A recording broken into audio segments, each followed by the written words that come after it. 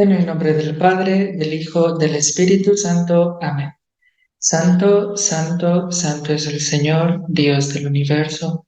Llenos están el cielo y la tierra de tu gloria, hosana en el cielo. Bendito el que viene en el nombre del Señor, hosana en el cielo. Por la invocación de los sagrados corazones de Jesús y de María, del castísimo corazón de San José, y todos nuestros santos ángeles de la guarda, el Señor nos guarde, proteja y nos bendiga, y aleje todas las insidias del enemigo, en el nombre del Padre, del Hijo y del Espíritu Santo. Amén. Con alegría los saludo en este sexto día de la novena. Terminamos en este término de la santidad, que si nosotros realmente queremos ser adoradores eucarísticos, reparadores, tenemos que primeramente ser santos, tener ese objetivo de llegar a ser santos, y para ser santos tenemos que aprender a amar, tenemos que realmente cultivar, unirnos al amor de nuestro Señor Jesucristo. Interesante que la Beata Alejandrina, el día 25 de abril del 2004, cuando fue declarada por el Papa Juan Pablo II, él dijo lo siguiente: el secreto de la santidad era el amor a Cristo. Entonces el Papa Juan Pablo indica aquí claramente que el camino que Alejandrina siguió para la santidad es el amor a Cristo. Y entonces el camino que nosotros queremos seguir para la santidad es el amor a Cristo a través de la Eucaristía. Entonces, de nada adelanta hacer grandes cosas si realmente no las hacemos con amor. Ese es el secreto. Inclusive nuestro Señor Jesucristo nos resumió los 10 mandamientos en dos, ya que nosotros somos como de cabeza dura. Y estos dos mandamientos dicen lo siguiente: amar a Dios sobre todas las cosas y amar al prójimo como a ti mismo. Es decir, en los dos mandamientos está incluida la palabra amor. Si tú quieres llegar al cielo, tienes que aprender a amar. Ahorita vamos a ver algunas características de este amor. Entonces, ustedes saben que nosotros tenemos o hemos escuchado muchas virtudes, que las virtudes cardenales, las virtudes teologales, y a veces no sabemos cuál es la más importante de todas estas virtudes. Entonces, de todas estas virtudes que la iglesia habla, hay una reina, hay una que está por encima de todas las otras. Y esa virtud es la virtud del amor. Sin el amor, nada podemos hacer. Pero resulta lo siguiente: nosotros hemos escuchado que la virtud del amor o la caridad es una virtud teologal, pero todavía no comprendemos qué significa esto de virtud teologal. Quiere decir que es un don de Dios, es una virtud infusa por Dios. Y si nosotros realmente queremos crecer en el amor hacia la Eucaristía, entonces por más esfuerzo que tú hagas, no vas a crecer si Dios no te va a dar el don para amarlo más. Entonces, ¿qué es lo que pasa? Nosotros tenemos que aprender a llegar a nuestro Señor Jesucristo como un mendigo. Tenemos que llegar y decirle: Jesús, enséñanos a amar porque nosotros no sabemos amar. Y ahí, como lo dije en el día de ayer, muchas personas se confunden que para poder crecer en el amor tenemos que hacer actos o esfuerzos para poder amar, ¿no? Yo quiero amar más a nuestro Señor, quiero ir a misa todos los días, quiero hacer penitencias, ayunos, y les decía que esto no está mal, pero es que el primer paso es pedirle a Dios la gracia que te enseñe a amar. Si Dios no te da gracia para aumentar en el amor, vas a permanecer estático, obstaculizado, y no vas a avanzar espiritualmente. Es lo que cometemos muchos católicos en el camino a la santidad. Entonces, el amor es la virtud más importante, como lo dice San Pablo en los Corintios.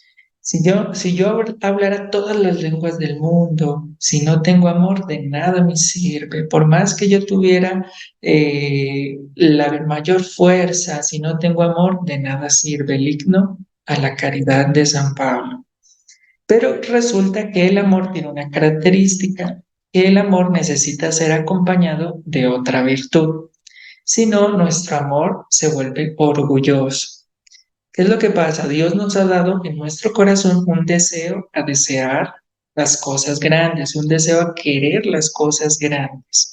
Por ejemplo, cuando una persona canta muy bonito, tiene este talento de cantar, y las personas después de la misa le dicen, oiga, usted canta muy bien, canta muy bonito. Entonces la persona se siente contenta, se siente como que orgullosa. ¿Por qué? Porque pues nosotros aspiramos a las cosas grandes, a ser un poquito reconocidos. También hoy en día está muy en moda estas películas de superhéroes. ¿Por qué estas películas producen tanto impacto en nosotros? ¿Por qué? Porque en los superhéroes nosotros vemos características que nosotros queremos tener. Es decir, estos grandes valores humanos de desear las cosas grandes, de dar la vida por el otro. Un ejemplo, Superman, al final de cuentas, ¿por qué la gente le gusta ver tanto estas películas? Porque él al final siempre acaba entregando casi su vida, casi muerto, moribundo, dando la vida por los demás. Así también los otros superhéroes. Entonces, en sí, lo que nos admira de estas películas no es tanto los efectos especiales y esto, ¿no? Sino esas virtudes heroicas que nosotros también anhelamos aquí en el cristianismo. Nadie tiene mayor amor que el que da la vida por sus hermanos. Ese es el verdadero héroe y así lo hizo nuestro Señor Jesucristo. Entonces, si el amor no es acompañado de la virtud de la humildad, el amor se vuelve orgulloso. ¿Qué fue lo que pasó con Lucifer? Lucifer era el ángel con las mayores gracias que Dios había dado. Era el primero de todos, el príncipe de todos los ángeles. Ustedes saben bien la historia. Luzbel, el significado de esta palabra significa la luz más bella. Es decir, él era el más radiante, el más querido por Dios. Pero ese amor se volvió tan orgulloso y tan obstinado que no quiso servir a Dios y no quiso servir a nuestro Señor Jesucristo en la humanidad. ¿Por qué? Porque él decía, ¿cómo es posible que un ángel como yo tenga que servir a un ser inferior a mí, a un hombre? Entonces, él no fue capaz de darle el sí a Dios, de ayudar en este servicio a los hombres. Y de allí entonces ese amor se volvió orgulloso, que es el primer pecado de Satanás. Entonces necesitamos la virtud de la humildad para poder crecer en el amor.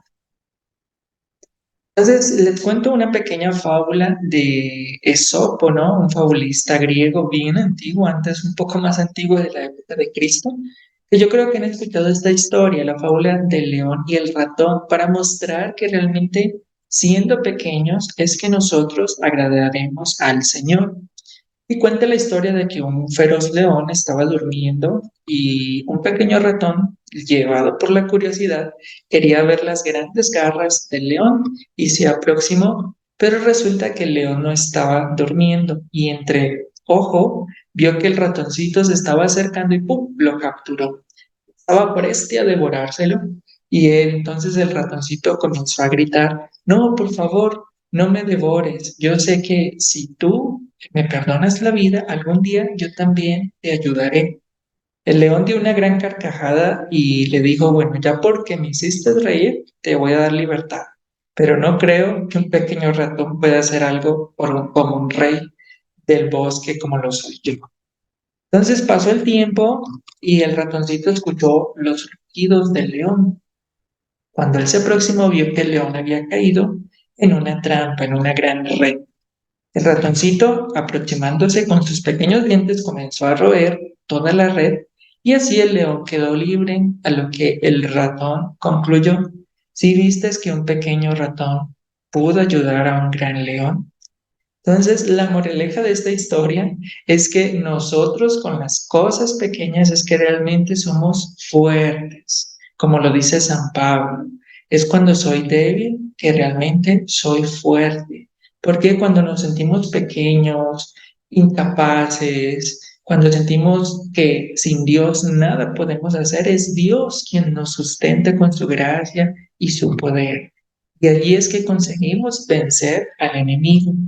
Por supuesto que Satanás es más fuerte que nosotros. No lo podemos vencer, imagínense. Él es un ángel. Un ángel tiene mayor poder que un ser humano. Pero mismo así, por la gracia que tenemos de Cristo en nosotros, en la Santísima Eucaristía, entonces nosotros recibimos la gracia de Dios para vencer al demonio. Es por eso que los apóstoles, cuando Jesús los enviaba en dos, conseguían vencer al demonio, curar enfermos, no por sus méritos, sino por la gracia de Jesús conferida en ellos. Entonces vemos que la humildad es muy necesaria. Y dice Santa Teresa de Jesús, esta carmelita que fundó 14 monasterios en España en su tiempo, dice la humildad es la verdad. Y la verdadera humildad es estar dispuestos a lo que el Señor quiera de nosotros. Es decir, como lo hizo la Santísima Virgen María, que cuando tuvo ese gran momento de la anunciación, la Virgen responde, «Eis aquí la sierva del Señor, hágase en mí según tu palabra». Entonces vemos qué disposición tenía la Virgen María, estar dispuesta a lo que el Señor le pida, muy contrario a Lucifer, que él no estuvo dispuesto a lo que el Señor le pedía. Entonces, bueno, viendo este principio, nos podemos preguntar, tenemos por un lado a San Juan Pablo II, un gran santo de la Iglesia, este santo que realmente pues viajó por el mundo, escribió encíclicas, visitó presidentes, habló con presidentes y toda esta doctrina de la teología del cuerpo fue diseñada y escrita por él que hoy ayuda a tantos matrimonios. Y por otro lado tenemos a Madre Teresa de Calcuta, una humilde mujer que mendigaba por las calles de Calcuta buscando alimento para sus niños, para las personas pobres que ella cuidaba. Entonces uno se pregunta, ¿cuál de los dos es más humilde? Entonces pensemos por un segundo. Entonces fíjense que si ustedes le preguntan a una persona que no ha visto la conferencia que vimos en estos días, ni la de ayer ni la de hoy, ellos van a decir, no, pues por supuesto, la más humilde es Madre Teresa de Calcuta, porque fue pequeña, humilde, mendigaba en las calles. Y pues Juan Pablo II no, pues él estaba en el Vaticano, bien cómodo, ¿no? Entonces él no es nada humilde. Entonces, fíjense que la humildad no consiste en el lugar o un acto humano, recuerden ese principio, sino en la disposición del corazón para servir, como lo dijimos anteriormente aquí con Santa Teresa de Ávila. La verdadera humildad es estar dispuestos a lo que el Señor me pida. Entonces, la respuesta para esta pregunta es, los dos fueron humildes, los dos fueron santos y son santos de la Iglesia Católica, los dos ya son canonizados. Entonces, la Iglesia no ve sus grandes hazañas, ve con el amor con que ellos respondieron a su vocación, ya sea Juan Pablo II como Papa de la Iglesia y Madre Teresa de Calcuta como una gran fundadora de las misioneras de la caridad para auxiliar a los pobres. Entonces, ¿por qué es importante la humildad? Es una de las primeras actitudes que nosotros debemos tener delante de nuestro Señor en la Santísima Eucaristía. Entonces, vamos a verlo. Primero, es importante la virtud de la humildad porque Dios es el Padre de los humildes. Lo dice en el libro de Judith, capítulo 9:11, dice, no está en el número de tu fuerza, ni tu poder en los valientes, sino que eres el Dios de los humildes, el defensor de los pequeños, apoyo de los débiles, refugio de los desválidos, salvador de los desesperados. Entonces, es interesante que las personas humildes captan la atención de Dios, captan su mirada. Como la Virgen María era una mujer muy humilde, entonces Dios la miraba con mucho agrado. No sé si ustedes también han percibido que cuando están haciendo una gran reunión familiar y hay un pequeño niño, un pequeño bebé caminando, cayéndose, entonces uno para de hablar con el que esté hablando y uno desvía su mirada para ver al pequeño niño. Se alegra, se enternece con ver a un niño tan frágil que se cae al caminar, que se esfuerza por caminar, por buscar las cosas. Entonces, así también eso que nosotros experimentamos nos ayuda a comprender algo de lo que Dios es con nosotros. Cuando una persona se humilla, reconoce que es frágil, que sin ella nada puede hacer, Entonces ahí conquista el corazón de Dios. Entonces tenemos que comenzar a trabajar en esta virtud. ¿Por qué es importante la virtud de la humildad? Segundo, porque debemos imitar a nuestro Señor Jesucristo. Vemos que Él se hizo humilde naciendo en una pobre gruta, en un establo en Belén. Pudo haber nacido en un gran palacio, pero decidió escoger el camino de la pobreza, de la humildad. Trabajó durante 30 años como un hombre para poder conseguir su sustento. Trabajó 30 años con su papá San José y solo 3 años los dedicó a la misión. Entonces, no hay trabajo que no sea deshonra. A veces porque tenemos un estatus un poco más alto, ya nosotros nos sentimos, ya yo no debo lavar platos, yo no debo barrer, eso tiene que hacerlo la sirvienta, otro. No, el que ama a Dios en las pequeñas cosas. Antes, las pequeñas cosas, aquellas que más nos cuestan, son las que tienen mayor valor que cuando tú haces algo por gusto. Un ejemplo, que una jovencita no le gusta lavar los platos en casa. Entonces, a veces llegan muchos jóvenes aquí a la confesión a hablar conmigo, y entonces la desobediencia es su principal pecado más que todo, ¿no? Y entonces yo les digo, oiga, es que lavando un plato pueden salvar un alma si lo haces por amor. Entonces busca esos trabajos que te cuestan, porque entre más te cuesta, entonces el sacrificio será mayor. Entonces así puedes ayudarle a Jesús en mucho, ¿no?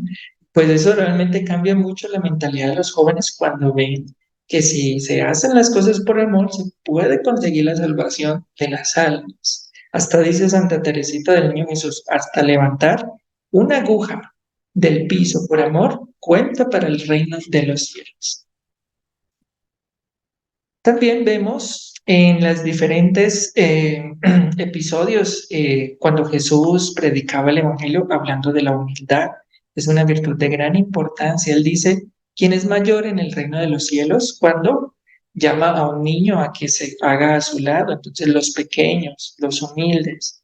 Dice, bienaventurados los pobres en espíritu. Es decir, esa palabra pobreza también la podemos ver con humildad. Bienaventurados los humildes. Aprended de mí que soy manso y humilde de corazón. No he venido, no he venido a ser servido, sino a servir. El mayor entre ustedes debe ser su siervo. También lo vemos en algunas parábolas de gran importancia, ¿no? Entonces lo vemos en la parábola de los banquetes, del banquete de la boda, que dice que no busquemos los primeros puestos, sino que busquemos los últimos, que si el novio te llama a los primeros puestos, entonces va a ser porque pues te ha reconocido y no ubiques los primeros como si tú merecieras un lugar. Entonces, aquí nos llama la humildad, también la parábola del hijo pródigo. Cuando el hijo llega humildemente y le dice, Padre, no merezco que me llames como tu hijo, trátame como uno de tus servidores, porque he pecado contra ti, contra el cielo. Y vemos cómo el padre pues se enternece y va y lo abraza. Aquí vemos cómo el padre se inclina, tiene una inclinación especial por las almas humildes. Lo vemos en la parábola del publicano y el fariseo. El fariseo entra en oración y pues se hace en los primeros lugares y comienza a rezar, oh, muchas gracias, Señor, porque yo no te adoro como los otros te adoran, yo te entrego ofrendas, ellos no lo hacen, ¿no? Entonces se enaltece a sí mismo, no enaltece a Dios. En cuanto el publicano, ni siquiera puede levantar la cabeza y dice, soy un pecador, ten compasión de mí. Y es la actitud que debemos tener en la adoración, llegar y decirle, Jesús, perdóname, soy un pecador, cuánto me has dado y cuánto ingratitud, con cuánta ingratitud te he pagado. También en la parábola de la semilla de mostaza nos llama a ser pequeños, que si nuestra fe fuera como un grano de mostaza, podríamos mover hasta las montañas. Entonces, fíjense, hay que tener el mínimo de amor para ver realmente mover y hacer grandes cosas. Tenemos que ser pequeños. Vemos también en la vida de Jesús cómo él, al lavar los pies, ¿no? Se ofreció a servir a los hombres. En la crucifixión vemos también cómo Jesús, pues, aceptó la cruz, aceptó esta humillación, ser desnudado. Y un lugar donde podemos ver la mayor humildad, el acto humilde de Jesús, ¿no? De cómo es un Dios de amores en la Eucaristía. Fíjense que Él está allí como un prisionero, como lo decía la Beata Alejandrina. Así como tú estás prisionero, yo también lo estoy, y es Jesús allí sometido a las manos de los hombres, como Él dice en la Sagrada Pasión, el Hijo del Hombre se someterá a las manos de los hombres. Vemos cómo el sacerdote puede llevar la Eucaristía, la lleva al sagrario, la lleva a los enfermos, la lleva en la comunión. Entonces es como si Jesús fuera tan vulnerable, ¿no? Cuando pasan estas profanaciones, él no dice nada, sufre en silencio. Entonces vemos aquí realmente la humildad. Muy diferente a nosotros que cuando apenas nos hacen la mínima ofensa, ya estamos respondiendo y diciendo que injustos, que ustedes no siguen a Dios y cosas de este tipo. En cuanto Dios, ante la injusticia, guarda absolutamente silencio. Lo hace en la Eucaristía. Entonces, cada vez que uno contempla la Eucaristía, debería pedirle a Jesús, enséñame a amar, enséñame a ser humilde como tú. Y finalmente, ¿por qué es importante la humildad? Porque los santos ángeles son humildes. Nosotros vemos en el Apocalipsis 12, cuando el gran dragón quiere devorar a la mujer, sale Miguel y dice, ¿quién como Dios? Entonces este grito es un grito de humildad. Muchos dicen que es un grito de victoria y todo, pero no, mírenlo ahorita como un gran grito de humildad. ¿Quién como Dios? Nadie como Dios. En sí, San Miguel reconoce que sin Dios no puede hacer absolutamente nada. Qué belleza, como los ángeles, que son los primeros adoradores de Dios, nos enseñan que el primer acto es la humildad, reconocer que sin Dios no somos nada, ¿no? Dice San Pablo también, ¿de qué te glorías de lo que Dios te ha dado? Todo lo que tienes no te pertenece, es Dios quien te lo ha dado. ¿Por qué te glorías? Entonces, no podemos gloriarnos de cosas que le pertenecen a Dios. Entonces, así terminamos en el día de hoy hablando un poco de la humildad. En el día de mañana vamos a hablar sobre qué debemos hacer para realmente cultivar esta virtud. Ahorita hablamos por qué es importante la humildad, pero ahorita vamos a hablar en el día de mañana qué debemos hacer para ser humildes y así conquistar el corazón de Jesús en la Santísima Eucaristía. En el nombre del Padre, del Hijo, del Espíritu Santo. Amén. Oraciones diarias de reparación.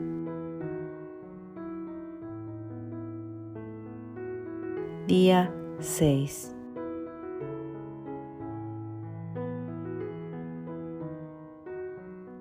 Por la señal de la Santa Cruz de nuestros enemigos, líbranos, Señor, Dios nuestro. En el nombre del Padre, del Hijo y del Espíritu Santo. Amén. Jesús, vengo a verte.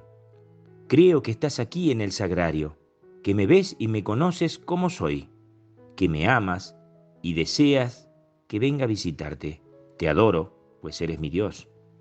Te pido perdón de mis pecados y te doy gracias por todos los beneficios que me haces a cada instante.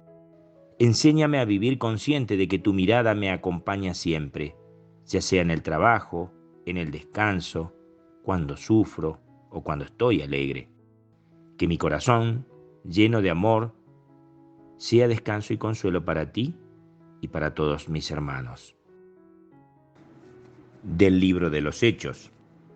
Y el primer día de la semana, cuando estábamos reunidos para partir el pan, Pablo les hablaba pensando partir al día siguiente y prolongó su discurso hasta la medianoche.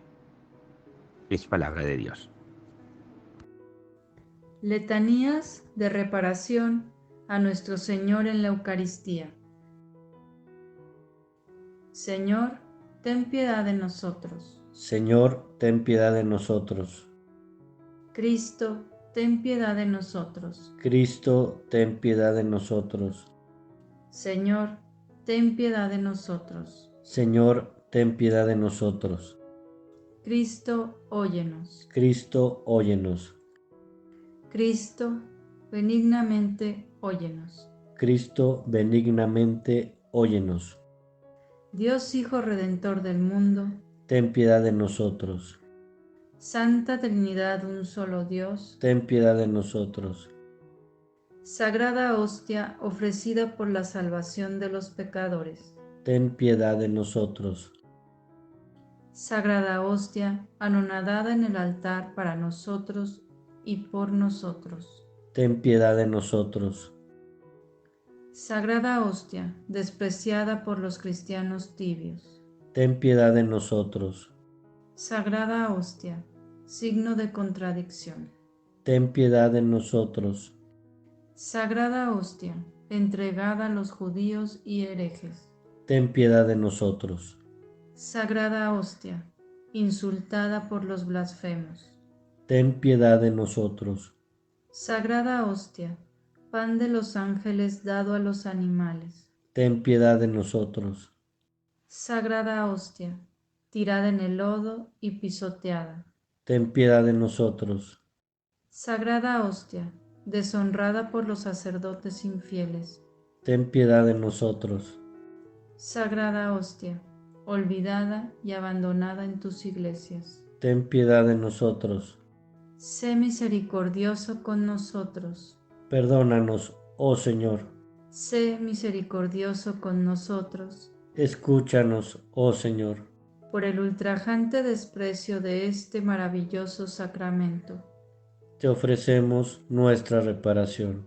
Por tu extrema humillación en tu admirable sacramento. Te ofrecemos nuestra reparación. Por todas las comuniones indignas. Te ofrecemos nuestra reparación. Por las irreverencias de los malos cristianos.